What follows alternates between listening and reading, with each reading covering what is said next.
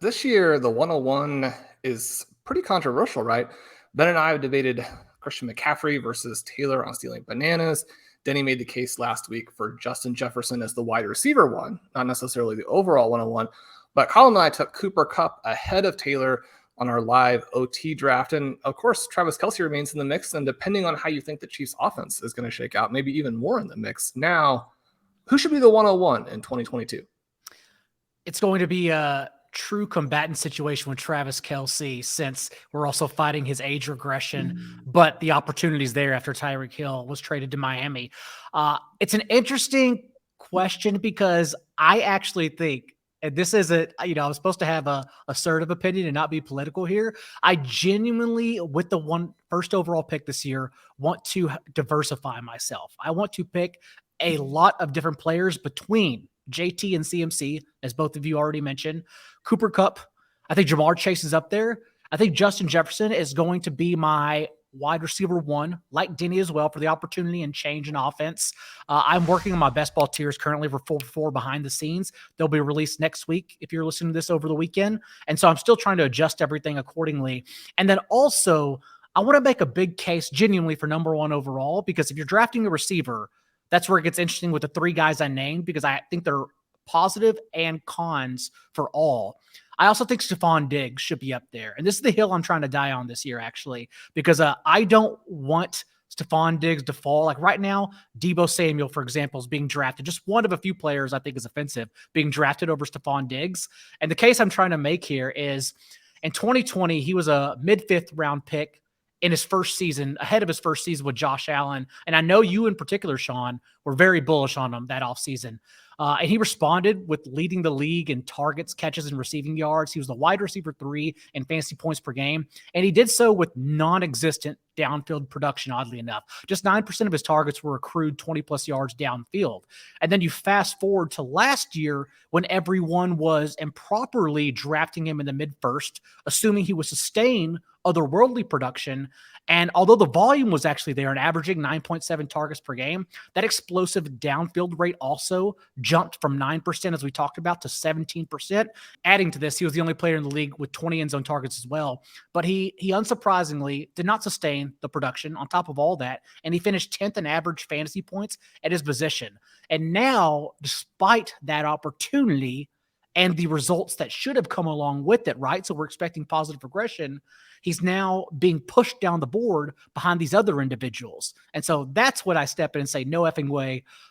You cannot tell me that Deebo Samuel's touchdown for every 10 carries he got on fewer than 5 targets per game. You can't be betting on that to sustain over Stephon Diggs getting the volume and not having the production that should come with it. So I'm also making the case for Stephon Diggs genuinely as the number one overall pick in best ball million tournaments whenever they open post-draft. And that's mixing him in with the players you talked about. Sorry to go on my spiel there.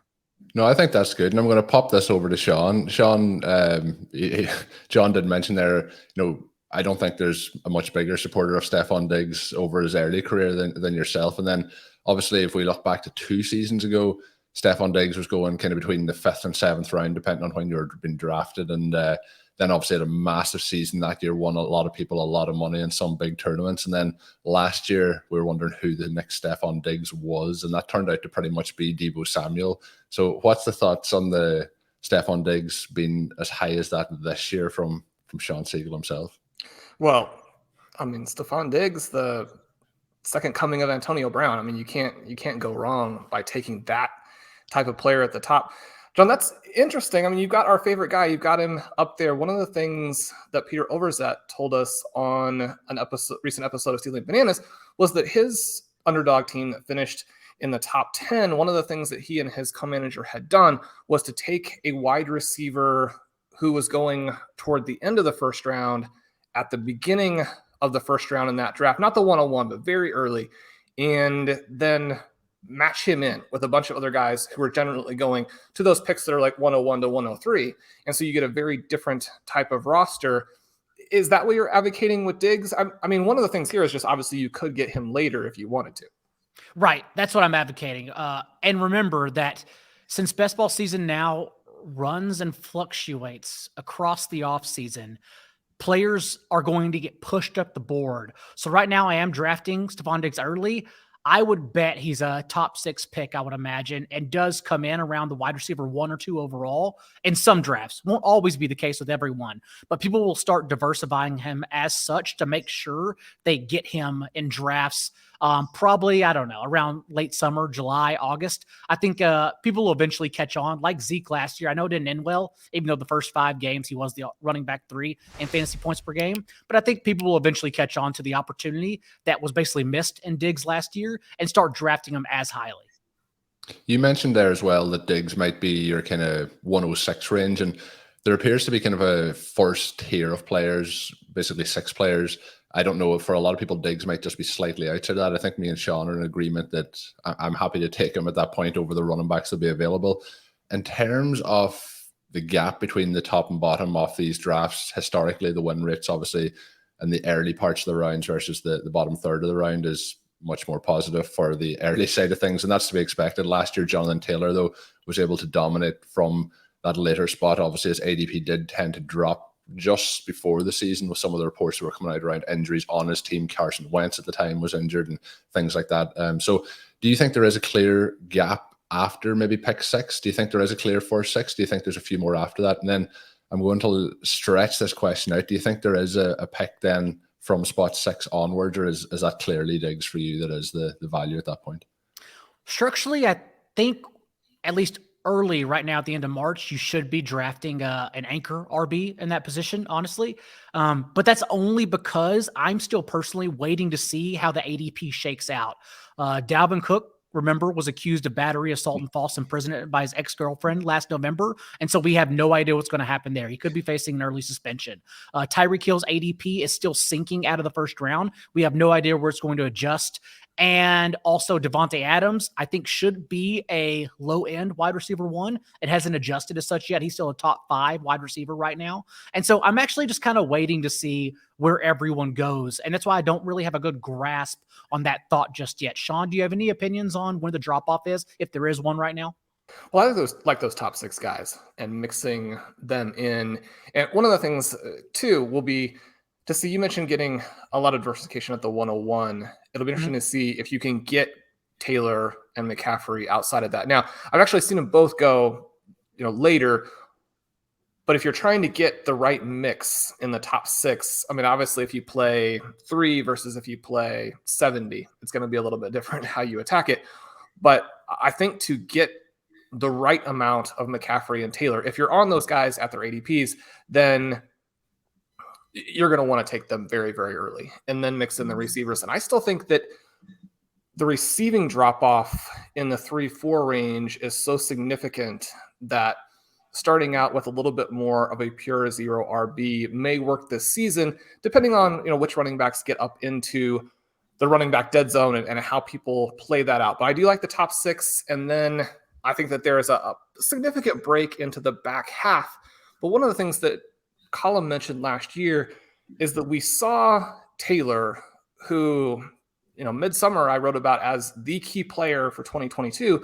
We saw him fall. Are there players who could fall, or a second player beyond Diggs who in that 1-2 turn, and maybe even getting into the 203, 204, where you're already thinking to yourself, I mean, this guy is going to be the 101 in 2023?